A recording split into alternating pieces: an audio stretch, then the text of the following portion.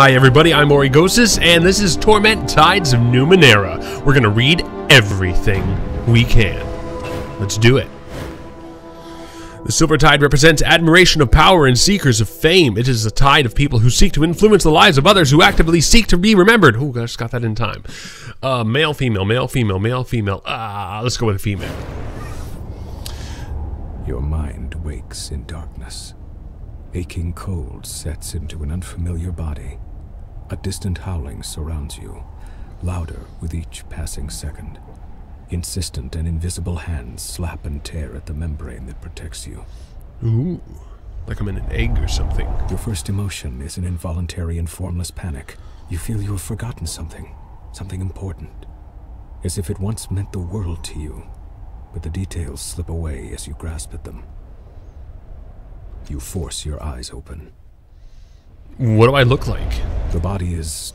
wait, you are wearing a form-fitting suit of some dark material. You recall that you were wearing something much more elaborate a short time ago. You have smooth, light brown skin, 5 fingers on each hand, 5 toes on each foot. Good muscles, strong but not bulky, and slim hips. Your palms are soft, as if they have not done much labor, but scars and burns on the hands and wrists suggest that you haven't always been careful. Why can't you remember this? Without warning, the cocoon that surrounds you shreds and tears away. You are falling. Above you, a small moon is slowly collapsing in on itself. The world is many kilometers below you. Whoa. Alright, look at the horizon, flatten out to catch the wind, try to judge how far it is to the ground, dive towards the ground. Let's do it. Dive! You put your hands to your sides, and you slice through the air. The wind tears at your face and scalp, and your skin burns under the tremendous speed. Your vision blurs, and you are unable to judge how far you've fallen. Keep diving. The faster the better. Try to flatten out, look around. You know what? Let's look around and get an idea of what's going on around us. Are full of tears. You can't see anything except a shapeless mass of green and brown and tan and blue below you. You try to wipe the moisture from your eyes and realize that you'll need to slow yourself before you can even open your eyes. Alright. Let's try to flatten out and get a better view of what's going on. You manage to stabilize yourself, but the air howls and rips around you, and the bay under your feet is larger by the moment. Alright. Let's keep looking around, see what we can find. You see a small glassy dome inside the littered bay. 2 figures outside it. One of them points his arm at you and a riot of colors tangles your fall, slowing you, but not enough. You crash into the building. As your consciousness winks out, you hear the sounds of the structure collapsing around you. And then... crap. Darkness. And we black out, apparently. Look at this place. Interesting.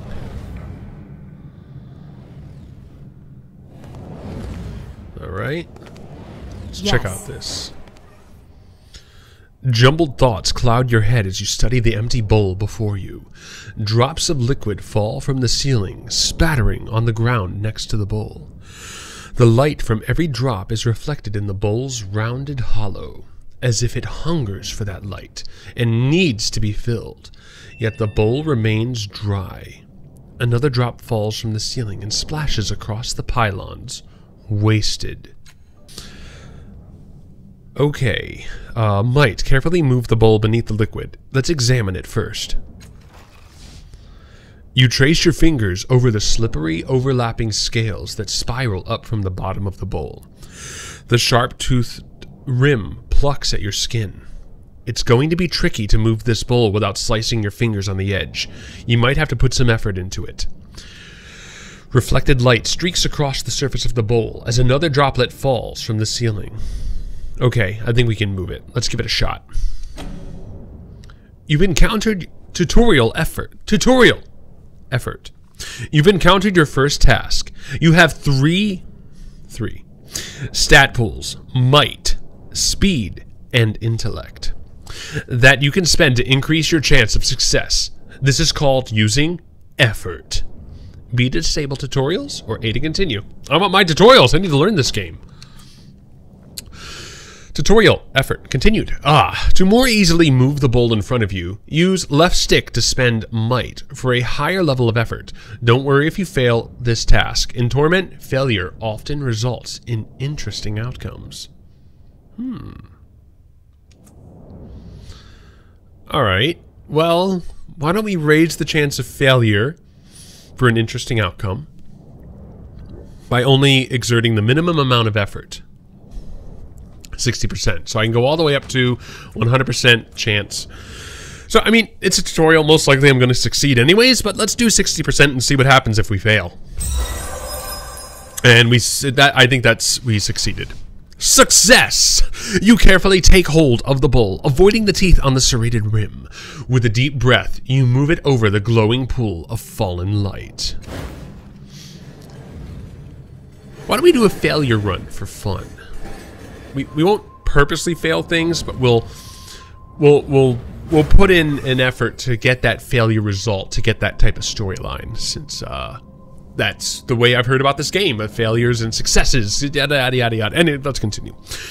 Drop by drop, the bowl fills, ripples spreading over the blurred outline of your reflection. A pale blue luminescence stretches into the corners of the room. So it's lighting the place up. A clear radiance spills across the segmented floor, washing away the nearest shadows and pouring into your mind, melting the ragged edges of your fragmented thoughts. You are not whole, not yet, but you have begun to heal from the damage done in your long fall. A voice calls out from somewhere high above, beyond the reaches of the spreading light. Hello? Are you still alive down there? We're up here. Build a path. I didn't get to read the whole thing. I was too slow. Alright, let's go check this out. Ooh, was there something else I could examine? Metal waves roll over the floor below, sending vibrations through the soles of your boots. All right. That's right. I'm a woman. I'm a woman. As soon as you touch the orb, a memory floods your mind. You stand in front of a rusted door. The air is humid and dank. You've had a moment's respite from this water-logged hell. A bubble of stale air, your resting point. A bubble of stale... I lost my context there. You've breathed water before, and you've lived decades beneath the waves. But this body's an air breather, and the constant pressure has been crushing you ever so subtly. Worse, your companion's mind seems to be wandering from the task at hand. He's a genius with machines, as you well know, but now he seems distracted. The device in his hands is covered in knobs, wires, and antennas. He believes it can get the two of you through the corroded door, pardon me, but he's miserly staring at. He's merely staring at. I'm sorry, guys. Perhaps he's lost faith in his invention, but this is hardly your concern. The mission cannot be delayed. It must proceed. Let's see. Deceive him by telling him that you've heard sounds of pursuit. Threaten him until he returns to the task at hand. This is taking too long. Cast a spell of esotery to fix the device yourself. Oh, I don't want to lie to him. I don't want to threaten him. And I don't actually want to do it for him. But that seems like the friendliest thing to do, and I'd like to go the friendly route, so we'll try to fix it ourselves. You mumble a few words, drawing power from the air around you until a solution appears in your mind. You snatch the device from his hands, rewire it, and shove it back at him. Well, that was kind of rude, wasn't it? Oh, he says, examining your work. Sorry, I was trying to improve the thing. He waves the device at the door, and the stale air of your bubble freshens as the door swings open. A dark hallway lies beyond, a passage that links the water, bordered cells, and the aquatic viewing areas. What you seek lies there. Moments later, you're underwater again, your hands closing around a strange yet familiar artifact. You need it to complete something. It hovers above a pedestal, rotating in the dark water. An electric current runs through your fingers as your hand crosses. I'll get this figured out eventually. As your hand crosses the vertical plane of the pedestal, and an iridescent field coalesces so fast that the wave of pressure dazes you for a moment. The rising pulse of sonar alarm ripples through the water. The guards won't be far behind. Run! You can come back for it. They won't be able to protect it forever. Disable the sonar pulse. Use a device to stop them, one of the ciphers in your belt. Let's try to disable the sonar pulse. You focus on the cloudy base of the pedestal. Your fingers instinctively find the control panel for the jeweled force field, almost as if you had built it in the first place. You remove it, casting it to the side, and you reach inside to deactivate the crystals that power both the pulse and the pedestals. As you remove them, a scaly hand falls on your shoulder. Your head whips around and you see only the inky blackness of a Piscine eye.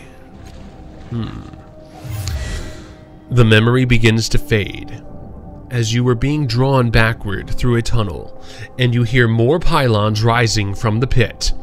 Something is wrong. The events within the orb have settled into that gap in your mind, but the edges of it are rough, as though the memory itself is not truly yours.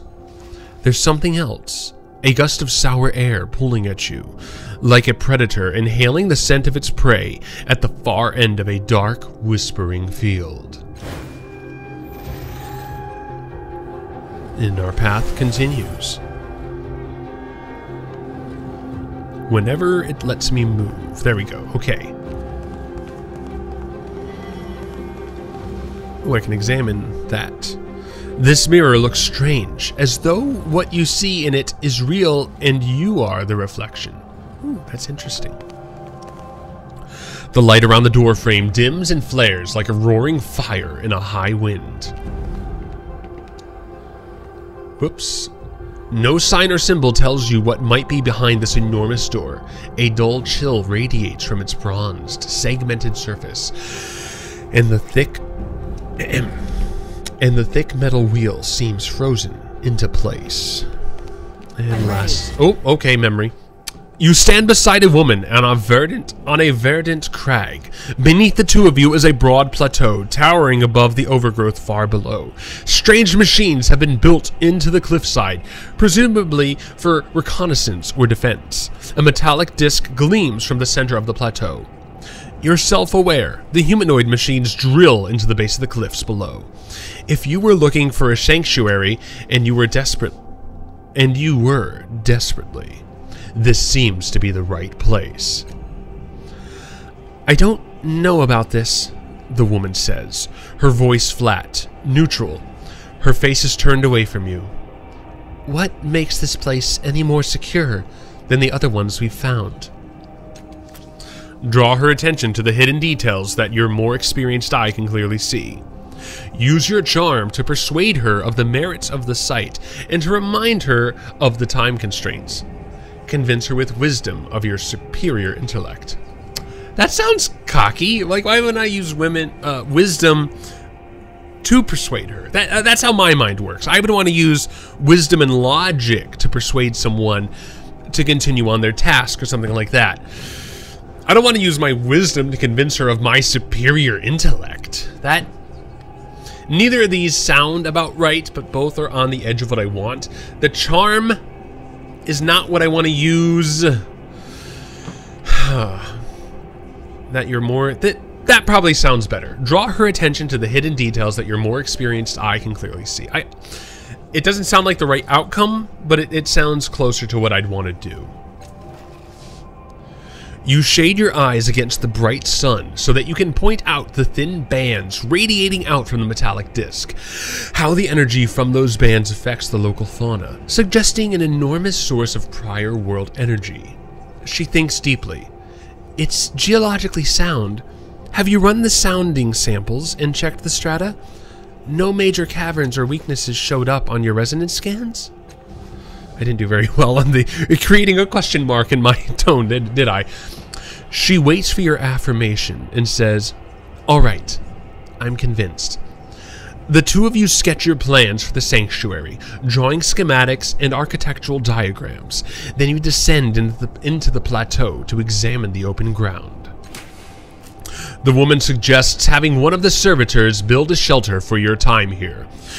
You try to draw one of the constructs away from its task, but it doesn't respond to your voice. When you lay a hand on its shoulders to reinforce your command, it whirls and strikes you across the face with inhuman speed. It turns back to its task, ignoring you. Your companion helps you rise, laughter in her eyes. It seems your construct has other ideas. What's the matter with it? Use the Numenera integrated into the construct's body to overwhelm the behavior malfunction. Examine the construct for mechanical faults. Look for a deeper solution. Perhaps it's an effect of the metallic disc itself. As an IT guy, I'd probably start examining the construct itself. Though this kind of makes sense too, like to look for like what caused this problem. But I think I'd focus on the machine first, and then I'd look for it. Like it's like, okay, let me look at the machine, see what's going on with it. Is there anything wrong? No. Okay, now let's look for outside causes. So I think this is the way I would go. Everything resolves into sharp focus, and you see that the servitor's rear actuators are corrupted. I don't know what those are, but it sounds like it's ankles. It's like, why would its ankles affect it doing that? But that's obviously not what it is. Something in its brain, probably. You dig into the construct's back. It seems not to mind, as long as you don't interfere with its task. This is where my hand needs to go for you to see it. If I put my hand here, you don't see it. My hand has to go here. Ha! You dig into the construct's back. It seems to not mind. I'm sorry. As long as you don't interfere with its task. Deftly, you reset the actuators and see energy spark into disused portions of the construct's brain. Okay, so it was the brain. The construct resumes its work, and this time it listens when you speak to it. Acknowledged. It obediently trundles to the site of your new shelter. The image freezes, then fades, and you feel the memory filling the gap in your mind. Block by jagged block, you stagger, clutching your head, reclaiming your memories. Hurts. And once more, there's something else. Hairs lift one by one on the back of your neck. Something beyond this room can sense what you are doing, and is hunting you. Alright, everybody. I think that's where we're going to call it for the first episode of Torment Tides of Numenera. Guys, I'm Origosis. Be good to each other. And maybe I'll come up with a better sign-off. I'll catch you guys in episode 2. Thank you for watching.